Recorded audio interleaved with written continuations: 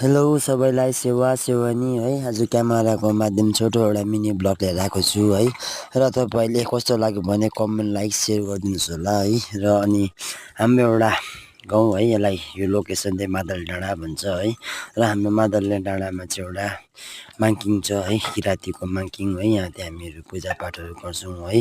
र आफूले पूजापाठ मात्रै नगरेर है, आफूले मागेको चिजहरू हामी माग्छौँ है। र यसरी वरिपरिबाट है, यहाँ मादल डाँडाबाट है, र हाम्रो एउटा हरियालीहरू देखेर र एउटा सुन्दरता गाउँहरू देखेर है, र यसरी माया लाग्दो हामी एउटा खेली हुर्किएको एउटा गाउँघर है को यादहरू आएर है, र हामी यसरी भिडियोहरू बनाउँछौँ है। र आफ्नो आमा बाउले जन्म दिएर यसरी संसार देखाइदिनु भयो, तपाईँलाई धेरै धेरै धन्यवाद।